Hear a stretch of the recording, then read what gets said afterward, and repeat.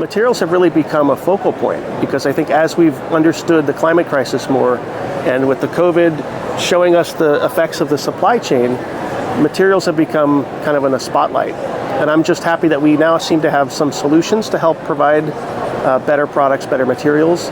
And if we can get everyone aligned on common ask and a drive for the same credibility of materials, then we can start to really speed up adoption.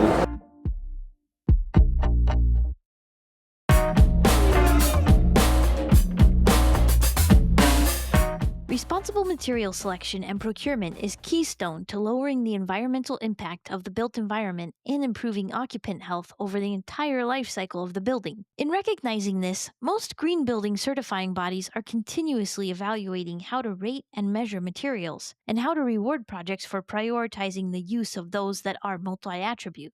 In other words, materials that address carbon, ecosystem and human health, equity, and circularity. In fact, under LEED V5, the USGBC just rolled out its Building Product Selection and Procurement Credit, which provides a framework for material selection, and it was the topic du jour at this year's Green Build Conference. Naturally, though, it was met with equal parts excitement and questions. Luckily, Wes Sullens, Director of Materials and Resources at USGBC, was there to unpack the details. It's a growth from LEED version 4, 4.1, where we introduced building product disclosure and optimization credits. That was EPDs, material ingredients, sourcing of raw materials. And that was all about ingredient disclosure and getting more information about the life cycle of products. But in V5, we took a step back and said, how can we be more multi-attribute about all things? And we wanted to be specific. This is about how you select products based on their multi-attributes and ensure they get installed. So that's the procurement side of it. But we took all of those concepts from V4 and rolled them into one multi-attribute credit. So that's what this one is, the BPSP. It's not a bunch of different criteria, it's just bundled in a new way. It seemed like I'll call it the BPSP for short, that it had quite an extensive list of different criteria and points. How did you guys determine what would be included in the BPSP? Again, we wanted this credit to be a bridge to LEED version 4 and 4.1 because the manufacturers, design teams, folks that have been using LEED, and I should say this is for building design and construction and the ID&C ratings, interior design and construction rating systems, primarily. So project teams that have been using those credits in earlier versions of LEED had spent an incredible amount of time understanding, what is an EPD, what's an HPD, what's a declare label, cradle to cradle, etc. So we didn't want to change completely the criteria. So all of those documents, by and large, are still applicable, but we're stitching them together in a way that makes, I think, more sense and making them by product category achievement. Rather than in version 4, we just wanted to get more of these documents out there. So it was pick 20, pick 10 from anywhere in your building. Now with this new credit, we're making it by product category to try to be more performance-based. So you can say, I've really optimized my green building products in my flooring or my walls or whatever categories that we choose. So in the credit, there's a bunch of product categories to choose from. We did not mean for this to be a departure from the underlying data and certifications that manufacturers and project teams have been seeking. And so if you look at the list of that table, which it's all now in one table, a lot of those were already referenced in LEED. They were just found in different credits and not compiled in one central place. So you'd have to go under different credits to find the criteria and what product documents meet it. Now it's all put in one place to be more simplified. Okay. And there's a lot of similarities. We have updated some standards and we're adding new ones all the time. This whole scoring system we've created for products is a continuous maintenance thing for LEED V5. We're not trying to change, again, the hard work that's already been put into making and finding these good products. That should not change. It's just how you prove performance on a project and get rewarded that's being changed in V5. And then did the points for those, the different certifications carry over? How were points assigned to each? We did within the materials and resources category. The other thing we did in V5 is we added a credit for reduced embodied carbon and some other credits. There's also a new prerequisite for embodied carbon. So we added some points overall to the category and kind of shifted the points into this BPSP credit. So it's very similar. Okay. Similar amount of points, I should say. In the ID&C rating system, there was a little more space in the scorecard, and there's now 10 points available for that one, for up to 10 points for BPSP. Another significant addition to the BPSP was the scoring system for wood. In an effort to recognize more wood certification programs beyond FSC, the USGBC underwent a year-long process to evaluate and rank each program to determine the point structure. That was a process. We spent some time with our committees to evaluate the wood certification programs. And FSC has always been a part of LEED, but SFI and others have been making progress and also having a lot more availability in certain markets. So we wanted to recognize more wood certification programs. So we went through a process that took us over a year to rank the wood product certifications. So SFI, FSC, and PEFC, which is a family of mostly European wood certification standards. So those are now included in V5 for the first time, some of those ratings. But we want to see more certified wood all over the place, everywhere, not just in certain markets or whatnot. And they're ranked differently because the requirements or the standards are a little different, and that's how it's a lot longer story of how that came to be. But by and large, they're very similarly ranked based on having sustainable forestry practices and ensuring no illegal logging or deforestation is happening, in addition to like human rights in the supply chain. So there's a lot of nuance there, but it was our goal to add those programs as soon as we could, and we just released that a couple days ago, the scoring system for wood products. They all have merit, they do it slightly differently, there's levels of rigor and stuff, but at the end of the day, our system is not the most nuanced. We have a score of a 1, 2, or a 3 in a couple different categories, and that's how we rank our products, our product certifications. And so we basically ensured that all the programs passed those criteria for a score of a 1, 2, or 3. Okay. Anyway, we could go in for hours on just that one topic, but I think at the end of the day, we recognize some of the differences in there, but also just that we want to see more certified wood overall. How are bio-based materials calculated? This is also not different than V4.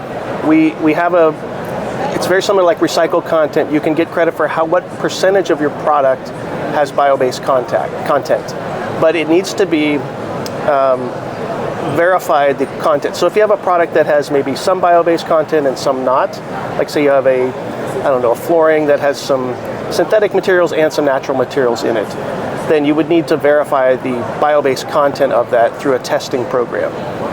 And then you can take that percentage and apply that towards the circular economy attribute for this credit in V5, the BPSP credit.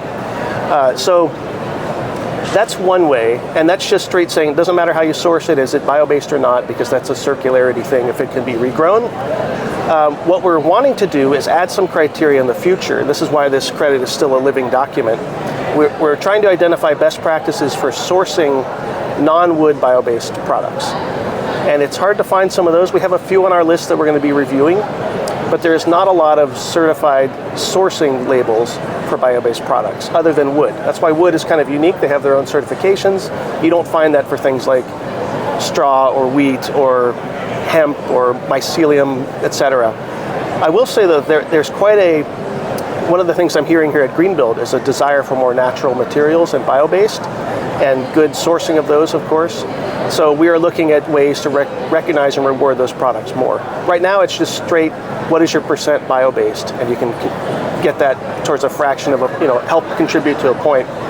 But we're looking for more ways to recognize that. That is an interesting point. I didn't really think about that. There's currently not a certification or thing like that for bio-based. Yeah. Wow. The one that you could look to is like an organic label for food, and there are some out there for ag waste and some other things, but not a lot. And most of them are difficult to define what a sustainable, harvested, produced bio-based material is. So I think there's some coming, but we want to see more and evaluate those. Yeah. It's a gap. It's a gap in the industry. Reuse is another one of the core things in V5, LEED V5, that we've doubled down on, I would say. There's now a standalone credit. It's worth 5 to 6 points, depending on type of building. And also reuse in the BPSP credit is given a reward of a multiplier of 5. So if you get reused flooring or wall coverings or whatever it might be from a salvage yard or from someplace, those are getting a 5x multiplier, which is the top that you can get in that credit, to recognize that reuse really is better for the environment in so many ways, even though it may be hard to document. You don't need an EPD for reused materials, for example, or you may not have an ingredient report because it's something that's legacy from another building. But just saving that from not being harvested, extracted, manufactured, all of that is such a benefit that we wanted to reward it. So you can get it for like whole building reuse, components of a building reuse, and at the product level under BPSB. It also helps with your construction waste credit. So it's one of those strategies in LEED. There's a few big ones where if you do a lot of building reuse, you're going to score very highly in the rating system because it does so many things well, and it's recognized in the rating system throughout. Similar to like if you go zero energy and you have solar panels and things like that, you're going to get lots of points in LEED all throughout the rating system. Or if you have a green roof, you're going to get some points in sites. It'll help with your energy efficiency, might help with some of the other categories too. So it's one of those big strategies we want to drive through B5. What are some tools that can make the product selection a little easier? A little easier. That's the thing we're working on, I'd say the most right now, is helping to integrate tools. So there's several of them. There's the ones that, for project teams that are going for the credit, you have the LEED tools that we have. There's a calculator that's an Excel file where you compile your results and enter them into a spreadsheet. Right now it's a manual thing. It's Excel, you download it, but we're working with many of the folks you see in this building that do databases and product labeling to harmonize and streamline some of that reporting. So for example, we're working with the HPDC collaborative, and they're creating a tool where you can take in, a manufacturer uploads information about their products to their repository database, and they can stitch together all the documents they may have in that product, including an HPD, an EPD, other things, and get a score. Get that product scored through their software tool. And then that can be exported directly into a CSV file that you can upload into the LEED document. So the way streamlined, you don't have to enter anything manually, it's all just compiled into a data dump that we can import into the LEED. Sustainable Minds is doing that as well. Building Ease, we're working with Ecomedes, Green Badger's working on it too. A lot of these, they're still, since LEED V5 just got launched, we're not going to see registrations and certifications for a while, certifications I should say, for too long. So these are going to work in progress and grow, but the idea is that eventually you should just be using your normal workflow tools to find products and materials, and then there'll be buttons that connect to LEED Online or to the database directly to the calculators, and this stuff will flow more freely. So that's the goal, is to cut down on that, the uploads and downloads and manual entering a bunch of data, to really streamline this. That's our goal. And we've been building our ARC platform, which is the new engine behind LEED certification, to have lots of functionality and plugins and capabilities. So we're already talking with all those data partners on connecting. And during one of the sessions, I thought this was so interesting. You mentioned that now, I think nearly half of all LEED, either registrations or certifications, are coming from outside of the U.S. Yeah. That's but you said that there's some challenges that come with that Sure. too. In terms of what is it with the reporting side of things, or From my perspective, it's the availability of products. Some of those markets, we've been working with one country in Asia that, for example, the way they do embodied carbon is a little different than the way we do it here. They use more of a research model or economic studies rather than EPDs to measure embodied carbon of products. So that requires us to think a little differently and maybe tweak, have an alternative compliance path or something to allow those in. Or you're seeing places where there's just not availability of products, or a project team may have to import products that have things like EPDs or cradle-to-cradle certifications or whatever they might be. So until we can build those up and have a common driver for those products in other markets, there's need for some workarounds or solutions. And that's why I was excited about the partnership we announced with BRE and Living Future and Mindful Materials and the International Well Institute and Green Building Council of Australia as well. Because we're all realizing we do very similar things. We rate products, we screen product standards, and we're trying to drive uptake of those in all the markets around the world. And as long as if we're not speaking the same language, it makes it harder. And also, if we had some shared goals, it'll make it easier to do. So I think that'll help maybe flatten some of the valleys and hills around how hard it is to find products in other markets.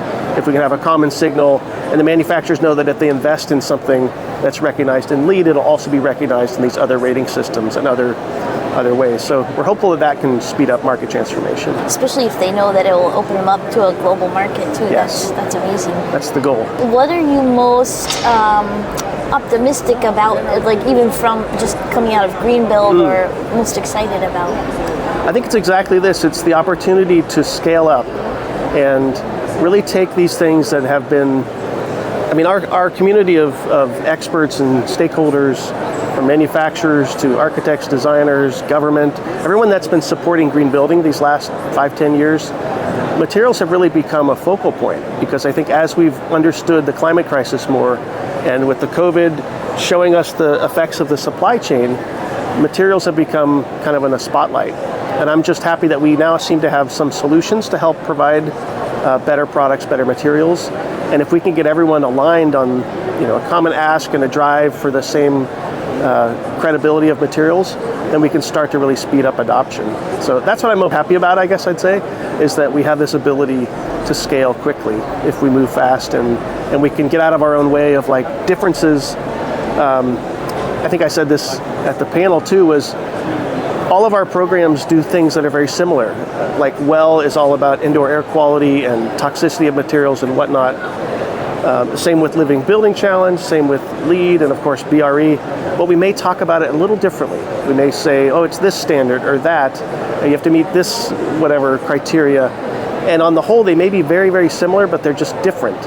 And so we need to investigate, are there reasons that those are different that are foundational, that matter? Like maybe it's a different need that's being fulfilled, or is it just simply, that's the way that standard grew and that's the way this one grew, and we're really all asking the same thing, just in a different way. And if we can do that analysis and then come up with some common standards to reference, I think it'll cut down on the confusion and allow, again, places like that maybe don't have as much access to products or materials to see the reason to invest in it, because it'll be recognized everywhere.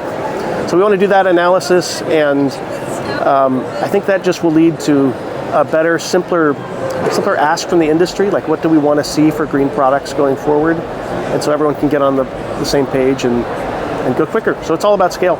If someone has to decide between going for LEED versus like Living Building Challenge, but they're all very similar. That's a really keen question. I don't think it's about like, the alignment is around the product.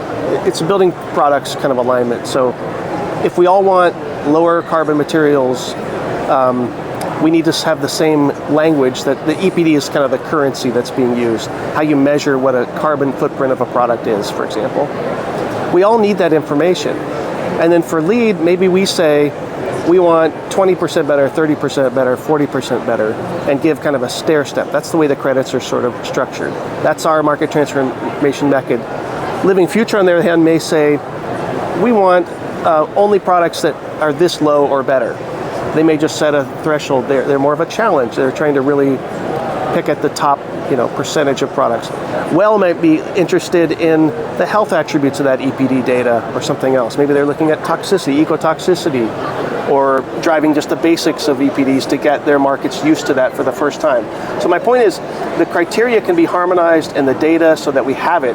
How it's utilized and what it's utilized for is still the secret sauce of each rating system.